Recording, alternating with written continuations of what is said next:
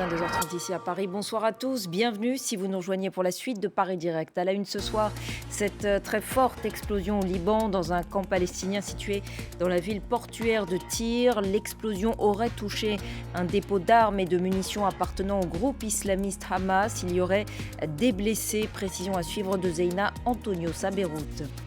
Un nouveau pas vers l'apaisement et la réconciliation des mémoires, objectif affiché par la France avec sa décision d'ouvrir avec 15 ans d'avance les archives judiciaires de la guerre d'Algérie.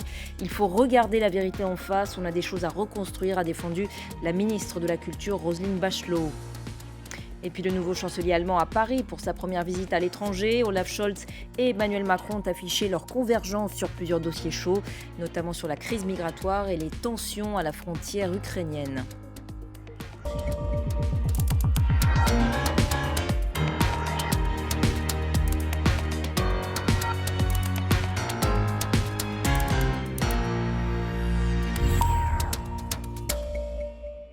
Et on commence donc tout d'abord par cette très forte explosion qui s'est produite au Liban ce soir, dans un camp palestinien situé dans la ville portuaire de Tyr, dans le sud du pays. L'explosion, visiblement causée par un incendie, aurait touché un dépôt d'armes et de munitions appartenant au groupe islamiste Hamas. Il y aurait plusieurs blessés. Précision à Beyrouth de Zeina Antonios. Ce qu'on sait pour le moment sur cette explosion, c'est qu'elle a eu lieu dans un camp palestinien près de la ville de Tyr, dans le sud du pays. C'est le camp de Bolj Shemali. On ne sait pas pour l'heure ce qui s'est passé exactement, mais l'Agence nationale d'information, qui est l'agence officielle, elle parle d'une explosion dans un entrepôt d'armes qui appartiendrait à une des factions palestiniennes dans le camp. Elle ne nomme pas cette faction palestinienne, mais d'autres sources disent que c'est un entrepôt d'armes du Hamas. Alors ce qu'il faut savoir, c'est que dans les camps palestiniens au Liban, les factions palestiniennes continuent d'être armées et que c'est elles qui gèrent la sécurité. Donc c'est une explication qui pourrait être plausible, puisqu'il y a certainement des dépôts d'armes, des entrepôts d'armes dans les camps. Le problème, c'est que pour l'heure, on ne sait pas combien de victimes ces explosions ont pu faire, ni ce qui a déclenché les explosions. Mais l'Agence nationale d'information confirme qu'il y a bien eu morts et blessés sans donner de chiffres. Il y a des dégâts importants dans les quartiers qui entourent cet entrepôt parce que les camps palestiniens, c'est des camps très surpeuplés, des camps où les gens vivent dans des quartiers à proximité les uns des autres. Donc pas mal de dégâts matériels et aussi des blessés, donc comme je disais, et sans doute des morts. L'armée libanaise, en ce moment, elle empêche toute entrée ou toute sortie du camp, et on sait qu'une enquête a été ouverte par les autorités libanaises pour essayer de comprendre ce qui a bien pu déclencher ces explosions. À la une également, cette nouvelle étape dans la politique des petits pas initiée par Emmanuel Macron. La France a décidé d'ouvrir avec 15 ans d'avance les archives judiciaires de la guerre d'Algérie. On a des choses à reconstruire, a défendu la ministre française de la Culture Roselyne Bachelot, dont le ministère est en charge de ces archives. L'annonce intervient 2 jours après la visite à Alger du chef de la diplomatie française, Serine Bey. C'est un pas de plus vers la réconciliation mémorielle entre la France et l'Algérie. Paris annonce l'ouverture de ses archives sur les enquêtes judiciaires liées à la guerre d'Algérie, qui a opposé le gouvernement français aux indépendantistes algériens entre 1954 et 1962. Il faut avoir le courage de regarder la vérité historique en face. J'ouvre avec 15 ans d'avance les archives sur les enquêtes judiciaires de gendarmerie et de police qui ont rapport avec la guerre d'Algérie. En France, les archives nationales sont généralement déclassifiées 75 ans après les faits. Mais depuis quelques années, Paris tente de donner un coup d'accélérateur au travail de mémoire envers Alger. En 2018, Emmanuel Macron a reconnu officiellement que l'armée française était responsable de la disparition du militant communiste Maurice Audin à Alger en 1957. Puis le 9 mars dernier, le président français s'est engagé à raccourcir les délais pour accéder aux archives classifiées.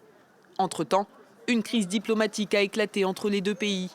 Le 2 octobre, Emmanuel Macron a déclenché la colère d'Alger en déclarant dans le journal Le Monde que les Algériens entretenaient une rente mémorielle autour de la guerre d'indépendance de l'Algérie. Depuis, les autorités françaises tentent d'apaiser les tensions. Le président de la République s'est exprimé à ce sujet lors de sa rencontre ce vendredi avec le chancelier allemand. Je crois que c'est un travail de vérité indispensable et je veux qu'il se fasse dans l'apaisement. Et je pense que nous en sommes capables. Et dans la reconnaissance de toutes les composantes mémorielles qui forgent la nation française. Toutes.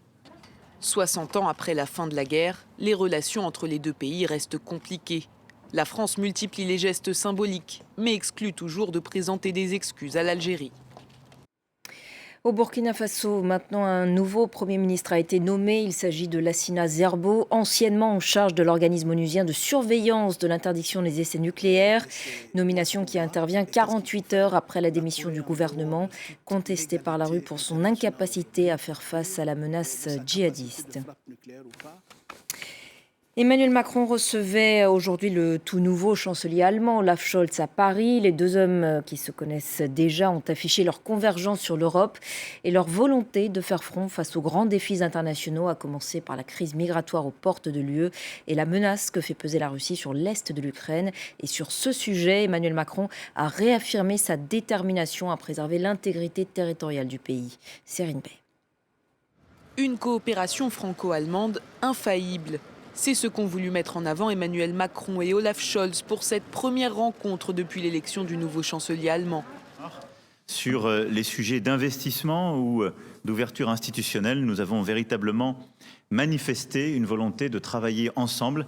Et je crois que ces premiers échanges traduisent très clairement une convergence de vues solide. En tout cas, j'étais très heureux, cher Olaf, de te recevoir à Paris aujourd'hui pour ce premier déplacement hors d'Allemagne. Un tutoiement de rigueur et l'envie de montrer que la relation est pour le moment sans nuages. Même sur les sujets de désaccord entre les deux pays comme le nucléaire, les deux hommes ont botté en touche. Parmi les thèmes abordés, la crise ukrainienne.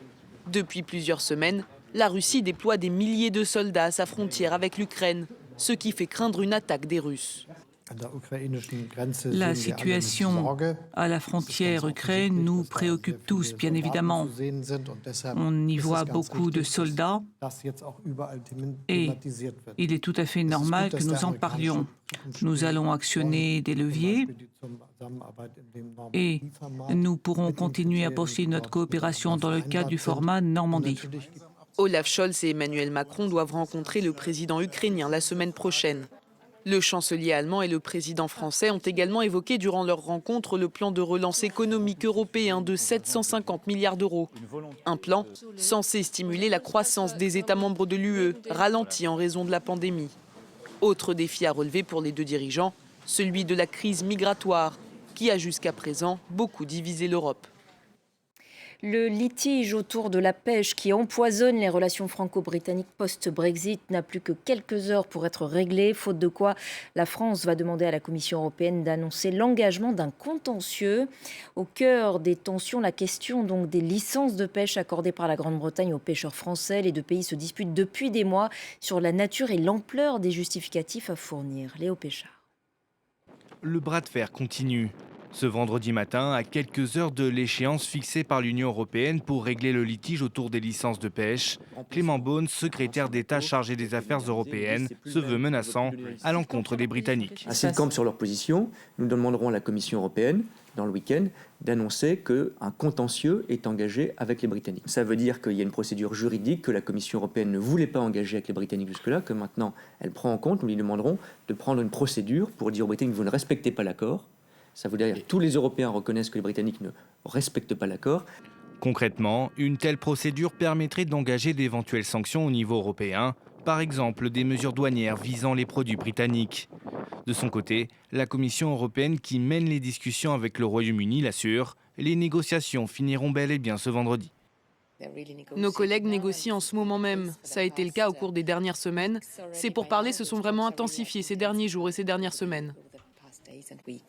Environ un quart des prises des pêcheurs français proviennent des eaux britanniques. Depuis que le Brexit a remis en cause la libre circulation maritime, les pêcheurs doivent prouver avoir travaillé au large des côtes anglaises durant des périodes bien précises définies par Londres et les îles anglo-normandes. À ce jour, la France a obtenu 1004 licences de pêche. Elle en attend encore 104 supplémentaires. On en vient à ce revirement de la justice britannique au sujet de Julian Assange. La Haute Cour de Londres a annulé en appel le refus d'extrader le lanceur d'alerte et fondateur de Wikileaks vers les États-Unis. Washington souhaite, je le rappelle, poursuivre Julian Assange pour 18 chefs d'accusation liés à la publication de centaines de milliers de documents confidentiels de l'armée américaine.